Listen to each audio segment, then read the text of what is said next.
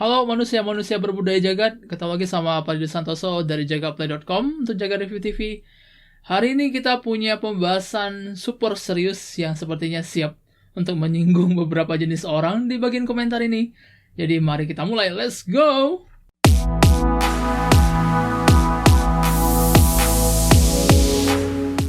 Oke, kalau misalnya lu sering berselancar di dunia maya, apalagi di komen YouTube, bahkan termasuk channel Jaga Review, lu tidak akan kesulitan untuk menemukan komentar soal mending rakit PC. Setiap kali pembicaraan soal gaming, apakah notebook gaming, atau yang paling baru kita lakuin kemarin soal PlayStation 5 yang di depan mata lo, selalu ada yang berkomentar soal mending rakit PC. Ada dua jenis orang yang menurut gue keluarin komentar kayak gini. Ada satu yang bersenang-senang karena kata mending rakit PC udah tumbuh jadi meme sendiri. Tapi kedua ada juga yang super serius dan merasa kalau mending rakit PC adalah solusi semua hal. Bahkan termasuk kita ngobrolin soal mesin gaming juga. Nah, yang mau kita jawab sekarang, apakah mending rakit PC ini memang solusi terbaik ketika kita ngobrolin soal mesin gaming?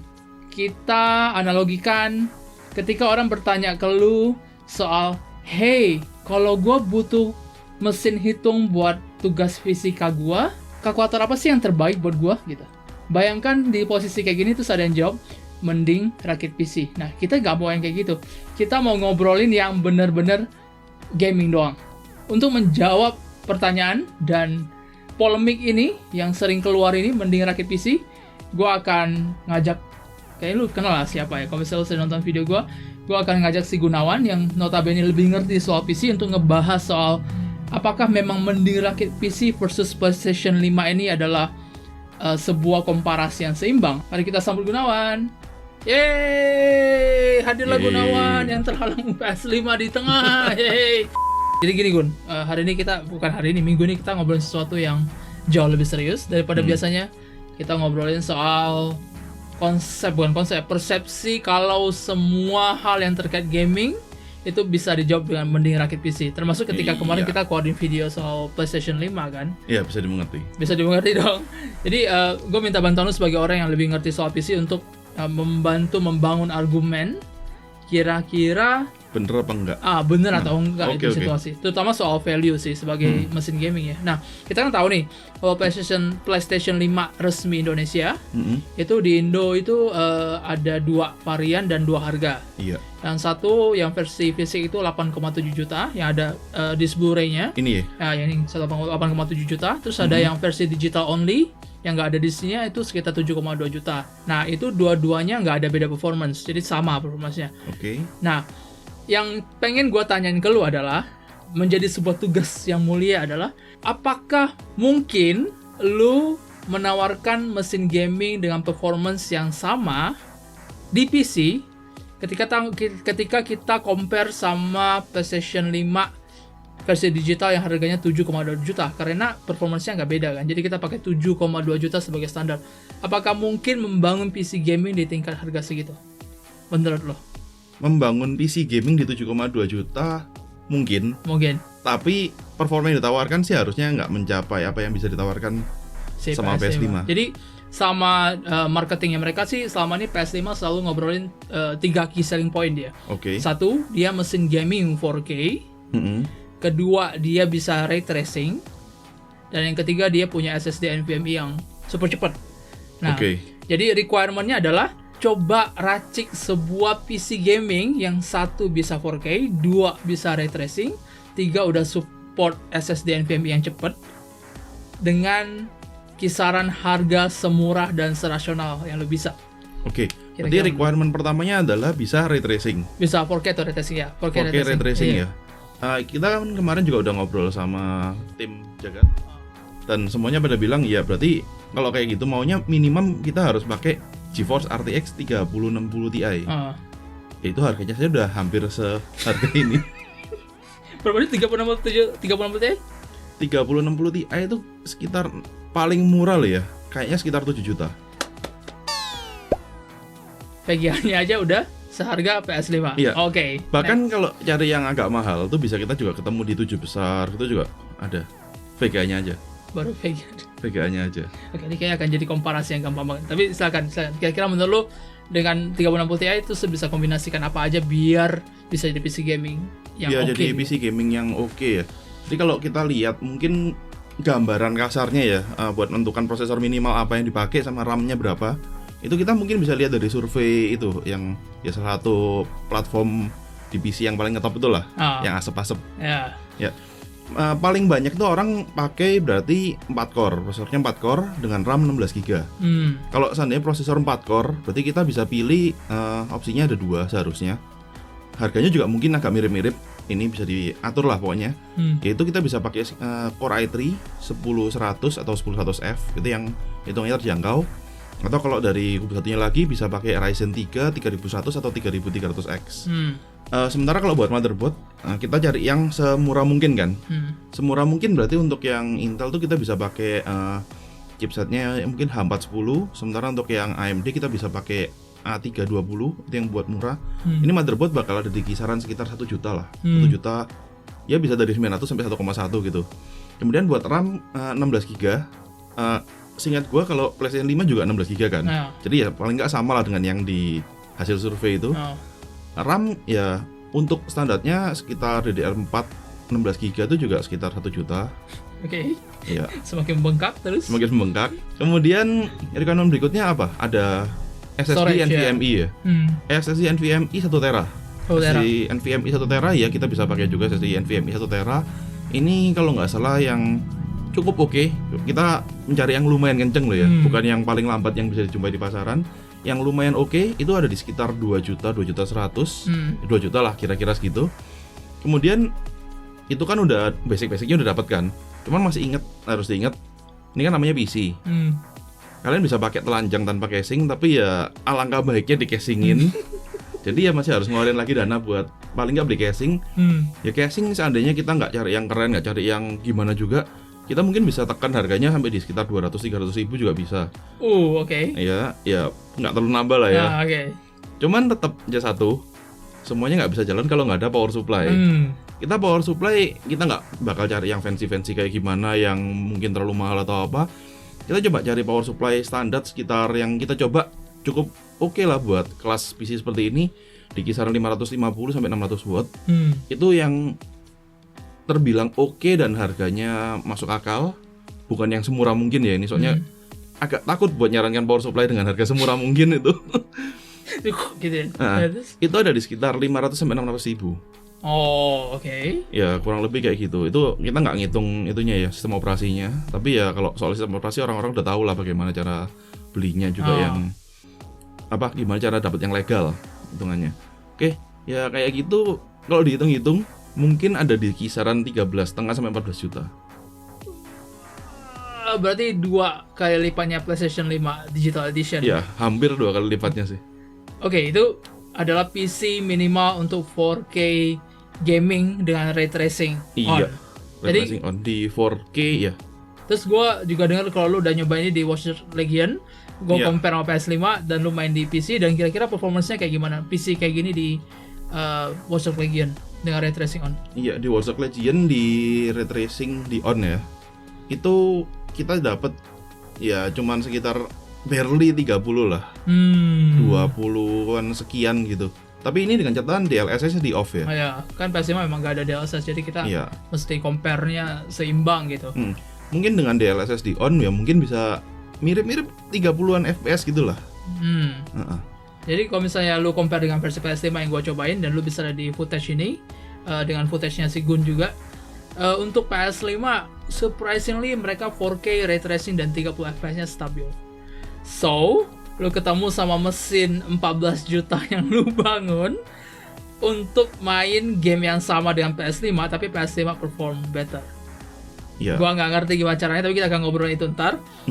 Tapi basically itu yang terjadi sekarang. Nah, gue punya satu pertanyaan ekstra lagi buat Gun. Apabila nih lu udah nabung setengah mati dan lu punya uang 7,5 juta gitu di tabungan lu, dan nyokap memberikan izin, lu mau beli mesin gaming, sana beli gitu. Nah, gue pengen tanya ke lu, kalau lu punya duit 7,2 juta kayak harga PS5 digital, PC kayak apa yang bisa lu bikin dan performance-nya kayak apa yang bisa lu bikin? 7,5. Bisa, bukan nggak masuk akal, Kita sempat bikin juga video buat ngerakit PC seharga segitu kan, buat main game. Bisa main game, ya. Cuman gue nggak yakin di 4K enak sih. Mungkin lebih ke arah 1080 ya harusnya 1080 dengan kualitas yang cukup oke. Mungkin nggak sampai mentok kanan atau apa. Cuman seharusnya masih bisa di sekitar 30 atau mungkin kalau kualitas diturunkan mendapatkan sekitar 40, 50, 60 juga masih masuk akal.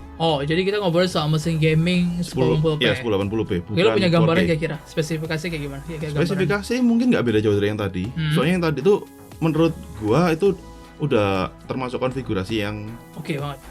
Oke untuk harga yang bisa ditekan. Cuman yang mungkin pasti yang membedakan itu di VGA.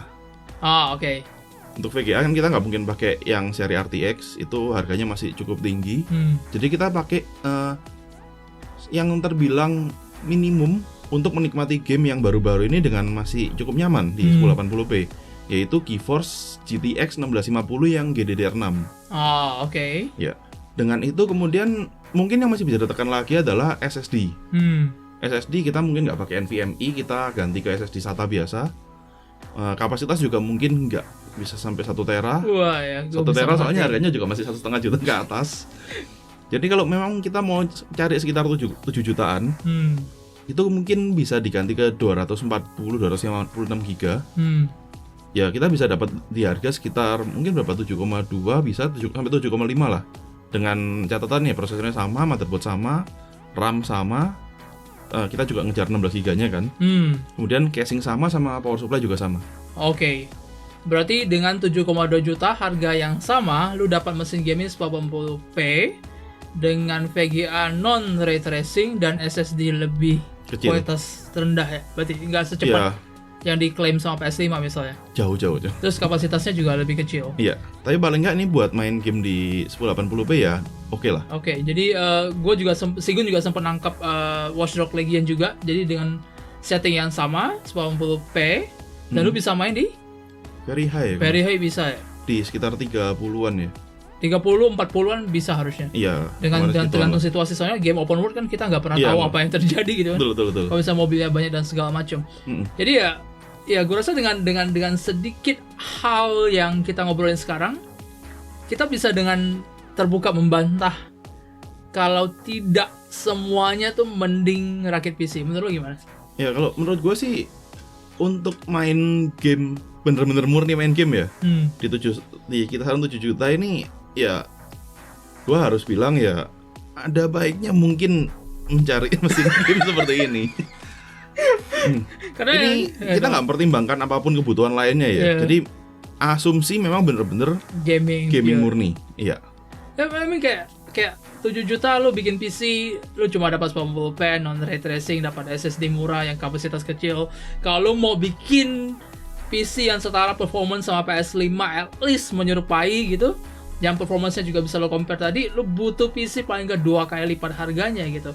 Ya itu nggak menghitung itu ya. Kalau nggak salah PS5 ini punya prosesornya itu 8 core. Berarti lu nggak nyamain sampai sebegitunya gitu. Iya. Masih ada komprominya gitu. Masih ada komprominya dengan prosesor yang ya paling nggak masih decent lah. Sementara kalau kita bener-bener mau menyamakan gitu ya, bener-bener prosesornya dibikin jadi 8 core ya, harganya pasti bengkak lagi. Gue nggak yakin nambah berapa. Ini kan prosesor yang tadi gue pasang itu kan di harga sekitar 1,5 juta. 8 core tuh mungkin kita juga masih harus nambah sekitar 4 juta minimal lah. Ya gitulah. Gue lumayan shock gitu. Jadi ada chance bahkan lebih bengkak daripada 7 juta gitu. Iya. Oh god. Dan mereka masih tulis mending rakit PC gitu. Setiap kali kita ngobrol gaming. Jadi kalau misalnya lu nonton ini dan gue berharap ini bisa memberikan sedikit pengetahuan ke lu.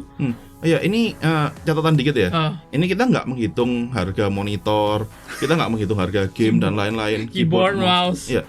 Dengan asumsi kan PlayStation-nya juga kita bandingkan PlayStation-nya beneran, mesinnya aja kan, tanpa layar. Ya kontrol kan memang udah bonus satu di paket penjualan. Sama ya kalau soal game ya mungkin aja harganya buat game-game baru bakal relatif tipis perbedaannya kan. Tipis, lumayan tipis. Ya, lumayan tipis dan ya kalau kalau nggak salah ada PlayStation Plus atau apa itu, lu juga harusnya dapat banyak game kan di awal. PlayStation Plus Collection jadi. Ya, jadi ada nikmati. game last gen yang bisa lu mainin langsung ketika lu langganan PS Plus.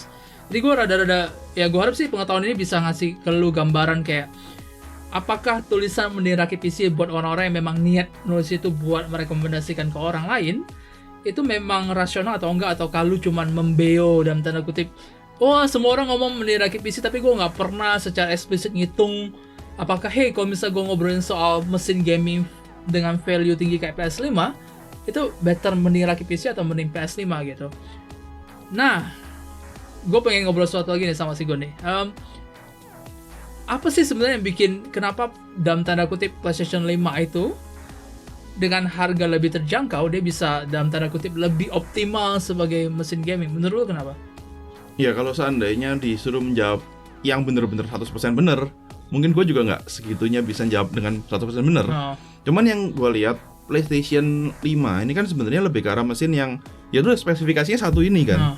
Jadi harusnya dari developer game sendiri juga bisa menyesuaikan gimana game mereka itu bisa dioptimalkan buat jalan di mesin satu ini. Jadi nggak usah optimalnya kalau seandainya game di PC, itu kan mereka udah didesain biar bisa jalan mulai dari PC yang mungkin cukup lambat sampai PC yang kencang banget dan harus scaling tampilannya atau macam-macam. Sementara kalau developer game yang mau develop, kita bikin game buat PS5 ini, itu kan berarti mereka udah bener-bener tahu apa yang bisa di-expect dari mesinnya ini, performanya seberapa. Mereka tinggal sesuaikan aja gamenya jadi kayak gimana. Jadi ya bagaimanapun juga kita bisa nikmati experience yang paling nggak semuanya jadi rata gitu kan. Terus salah satu lagi yang lumayan menarik, jadi kayak karena mesinnya punya ekosistem yang tertutup gitu, developer juga punya chance buat make sure mereka nonjolin apa yang mereka pikir bisa bikin gamenya bersinar gitu. Jadi misalnya kayak gue merasa kalau lighting game gue tuh the best gitu, maka gue akan push lighting gua di versi konsol. Ya mungkin di PC ya kan lu mesti setting lagi bla bla bla gitu. Kalau di konsol mereka ngerti kayak kita punya lighting bagus loh, kita akan dominan itu di game. Terus lu bisa ketemu kadang-kadang setting, kenapa setting low di PC sama setting di PS4 kayaknya performance-nya ada lemah, tapi kok PS5 misalnya kenapa rada lemah kok bisa lebih bagus gitu. Karena memang si developernya tahu ekosistemnya kayak gimana dan mereka nge-push kita pengen elemen ini yang nonjol dan ini yang sesuai dengan visi kita gitu. Seandainya pun mereka mungkin merasa ada sesuatu yang butuh dikorbankan sedikit gitu ya, mereka tahu di mana yang harus dikorbankan. Jadi mungkin nggak terlalu kelihatan pengaruhnya ke performa sama di tampilan, tapi mereka bisa menonjolkan sesuatu yang kelihatan wahnya itu. Iya banget. Terus satu indikator lain juga kenapa dia terlihat keren PlayStation 5 dan memang keren sebagai mesin gaming value yang 7,2 juta bisa 4K ray tracing dan SSD tinggi, karena memang mereka juga invest. Jadi Sony sebagai perusahaan juga mereka invest banyak ke developer sendiri. Mereka ada developer first party kan. Jadi developer first party kayak Naughty Dog, Insomniac, Guerrilla Games itu punya pengetahuan lebih dalam soal mesin PlayStation 5 ini. Mereka tahu gimana cara maksimalnya. Mereka ngerti mesti bikin engine kayak gimana supaya bisa bikin game mereka performance-nya cakep banget. Atau paling nggak kalau seandainya memang pakai engine yang generic, mereka mungkin bisa tahu gimana cara mengoptimalkan engine-nya buat jalan di sini. Iya, jadi mereka punya pengetahuan lebih banyak kan, dan Sony memang invest besar ke mereka gitu. Jadi lu ketemu kayak misalnya kayak PS4 gitu kemarin ya, di last gen ketemu kayak game The Last of Us Part 2 atau kayak Ghost of Tsushima yang itu mesin udah berapa tua banget ya, itu mesin dengan prosesor mobile yang tua mampus. Tapi kalau misalnya lu compare sama game PC high end pun lu nggak malu-maluin gitu lah, itu mesin yang tua banget. Masih jalan dan masih bisa dinikmati. Iya, dan gila, dan itu dan lu bisa bandingin maksudnya kayak apa yang berhasil dicapai PS4 di last gen itu ada sesuatu yang mungkin lu dapatkan juga di PS5. Jadi lu invest untuk kayak sesuatu yang akan berjalan sampai mungkin 5 dan 6 tahun dan 7 tahun ke depan tanpa perlu lu spend duit lebih banyak kayak di PC juga. Mungkin kan? buat catatan aja ya, kalau seandainya kita ngerakit PC sekitar 5-6 tahun lalu dengan spesifikasi, mungkin bukan rakit PC, lebih tepatnya beli laptop atau ya PC yang bener-bener entry level banget yang spesifikasinya paling nggak mirip dengan PS4. Itu kayaknya dari zaman berapa ya, zaman 4-5 tahun lalu mungkin udah nggak bisa dipakai buat main apapun. The beauty of console. Iya. Namanya ekosistem tertutup, mereka invest teknologi. Dan ya gue rasa sih setiap kali teknologi kayak gini keluar selalu biasanya ada kayak improvement juga di PC gitu ya. Jadi mereka ada teknologi yang bantu dorong juga biasanya. Ya kalau seandainya disuruh lihat dari sudut pandang orang yang bilang mending rakit PC, itu gimana ya? Kalau memang kebutuhannya buat main game itu mungkin apa ya, berat banget buat membela pernyataan itu loh. Iya. Kecuali lu butuh kayak kerjaan kah, atau lu butuh editing kah, atau lu butuh apapun fungsi lain di luar gaming kan. Seperti yang gue bilang tadi, kayak kalau orang mau nyari mesin hitung ya lu rekomen kalkulator gitu. Lu gak harus rekomen kayak lu mending rakit PC bro buat ngitung kalkulasi lu gitu. Gak selalu kayak gitu kan. Iya, makanya jadi kalau bener-bener memang murni gaming ya susah banget. Mau bilang 7 juta 8 juta buat yang fisik lah, jadi lu bisa main game second. Jadi 7 juta itu performance-nya udah sama gitu. Buat 4K, ray tracing, SSD kenceng. Yeah. Holy. Oke, gue rasa itu ada pembahasan gue bareng Sigun. Gue harap yang bisa kita petik bersama dari ini pembicaraan adalah, hey, kalau misalnya sebelum lu tulis mending rakit PC di semua diskusi terkait gaming, terutama ketika kita ngobrolin soal konsol gaming misalnya yang fungsinya buat gaming dan orangnya memang nyari buat gaming, lu kayaknya harus mikir dulu, lebih rasional, sama bukan buat meme ya. Kalau misalnya lu cuma bercanda kayak, hey gue cuma ikut orang gitu buat bikin meme gitu, is okay. Tapi kalau misalnya lu datang dengan merekomendasikan dengan niat, dengan tulus gitu, hey mending rakit PC bro buat mesin gaming, stop, hitung dulu, rasionalisasi dulu, dan pikirkan dulu kayak value kayak apa yang bisa lu dapetin di PS5 misalnya. Terus tuh compare dengan kayak biaya mesti keluarin buat bikin PC dengan sistem dan performance yang setara gitu, atau mikirin kalau misalnya harganya sama, PC kayak apa yang bisa lu dapet gitu, apakah worth it gitu. Dan itu yang kira-kira gue harap bisa kita tangkap dari sesi video kali ini sih, ya nggak? Ya, ini kita nggak menghitung yang namanya game eksklusif dan lain-lain. Itu masih belum. Iya, kita benar-benar cuma melihat dia sebagai sebuah mesin untuk main game. Iya. Third party atau first party gitu. Iya. Oke, kira-kira kayak gitu. Gua Pak Santoso. Dan saya Gunawan. Semoga lu dapat ilmu dari sini. Terima kasih. See you on the next video. Bye bye. Dadah.